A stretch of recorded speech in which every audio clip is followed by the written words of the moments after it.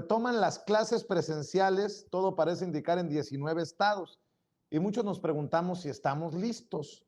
Yo también hablo de una hipocresía de aquellos que dicen, ¿cómo nos van a obligar? Pues nada, no te están obligando necesariamente a ir a la escuela, pero pues te quejas porque van a regresar las clases presenciales, pero no te quejas de cómo están atiborrados los centros comerciales, los tianguis, las playas, las plazas de los pueblos. Mi querida Pati, ¿estamos o no listos? ¿Y cómo entender esto pues que está fuerte, ¿no? Está fuerte en plena pandemia. Mira, a mi punto de vista muy personal, yo tengo un hijo de 5 años y yo creo que un niño no aprende igual de manera virtual que presencial. Entonces, yo creo que sí es importante el regreso a clases, sobre todo para que los niños sigan aprendiendo de una manera adecuada. Y acuérdate que López Obrador dijo que el regreso a clases era voluntario. Obviamente se trata de convencer a los padres a que pues el regreso a clases va a ser seguro por el tema de las medidas anti-COVID. Y también lo dijo la secretaria de Educación Pública, Delfina Gómez, que se van a atender las necesidades de alumnos y alumnas, de tener un espacio amigable y propicio para que ellos puedan socializar, aprender con un cobijo para reducir ese estrés y la posible violencia que se puede producir durante la pandemia, porque estamos de acuerdo que hubo mucha violencia intrafamiliar mientras duró todo este tema del COVID y que todavía sigue, ¿no? Entonces yo creo que a mi punto de vista sí estamos ya listos con las medidas pertinentes, con el uso de cubrebocas, con el uso de gel antibacterial, pero sí urge que los niños regresen a la escuela porque de verdad necesitan aprender. No es lo mismo un trato virtual que personalizado. Yo pregunto si estamos listos, Carla Mote, por los millones de mexicanos y mexicanas que faltan de vacunarse, ¿no? Si bien se ha avanzado y se ha avanzado mucho en la campaña de vacunación, todavía faltan muchos hermanos y hermanas mexicanos por vacunarse.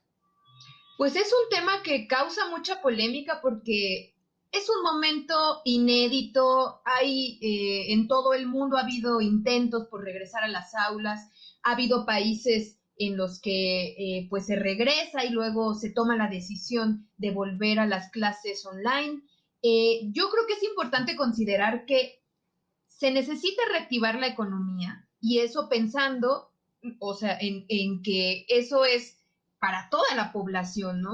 Hay sectores más golpeados que otros y que el regreso a clases no implica únicamente que los niños vayan a la escuela, sino toda una economía que se mueve alrededor de las escuelas y de las clases también, que incluye entre ellos la posibilidad de que los padres y sobre todo las madres de familia puedan ir al trabajo o tener como digamos, esta posibilidad, ¿no? De que sus hijos pues no estén en casa y que pues como ellas han estado tradicionalmente ocupadas de los cuidados y de la crianza en mayor medida que los varones, pues yo creo que una de las afectaciones graves es a la vida profesional de las mujeres.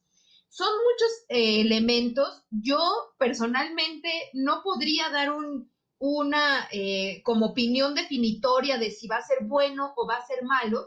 Lo que sí creo es que tampoco va a ser igual en las urbes que en lugares, digamos, más apartados. No es la misma concentración poblacional que hay en grandes ciudades como la Ciudad de México a las que pueden darse en otros lugares del país. Quizá, bueno, pues tendremos que ir aprendiendo de ensayo y error y eso es algo a lo que nos tendremos que ir acostumbrando a mediano y largo plazo, porque esta pandemia nos ha dejado muchas enseñanzas, entre ellas pues también que tiene que reinar la colaboración mutua, el fortalecimiento del tejido social, pues para que nos apoyemos mutuamente y en casos como estos, pues comprender que puede haber algunas familias que tienen posibilidades económicas o que tienen más miembros de la familia que pueden encargarse de los niños, pero también se están afectando a muchas familias en términos económicos, en términos de salud mental, etcétera. Entonces, yo creo que este primer paso de que no sea obligatorio, como en México no ha habido medidas coercitivas, puede irnos llevando poco a poco a tener estrategias en las que pues aprendamos finalmente a convivir en espacios educativos con este virus que llegó, parece que para quedarse. Jorge Gómez Naredo, tu opinión acerca de este tema.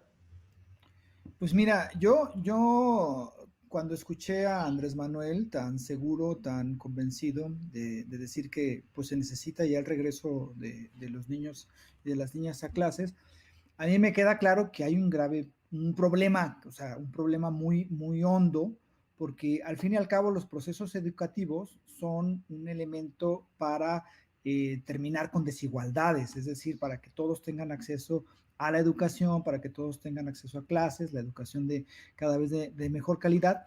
Y pues la pandemia ha hecho que esto sea todavía más desigual, porque hay niños en familias con una cierta situación que pueden acceder o que tienen el cuidado, pero otras no, y además eso provoca lo que también mencionaba Carla, ¿no? O sea, que es como un conjunto de cosas que se van complicando en las situaciones de cada una de las familias. Entonces, me parece que hay un proceso terrible con la pandemia, no solamente con la cuestión de lo que ha afectado, ¿no? Del número de fallecimientos, los contagios, todas estas tragedias que existen, sino también de las implicaciones que un año, año y medio, 2 años, ya pueden tener en esto los niños. Entonces a mí sí me parece que se tienen que regresar a clases y que se tiene que reaprovechar todo lo que se perdió, porque el proceso educativo es muy complicado desde casa, es muy complicado cuando hay el papá, la mamá que tienen que ir a trabajar y que el niño está, en fin, hay muchísimos elementos y me parece que es algo importantísimo que se debe realizar. Pero claro, ya hay una campaña en contra de ese regreso a clases, no analizando en las problemáticas, sino evidentemente tratándole de pegar a la administración que encabeza Andrés Manuel. Así es.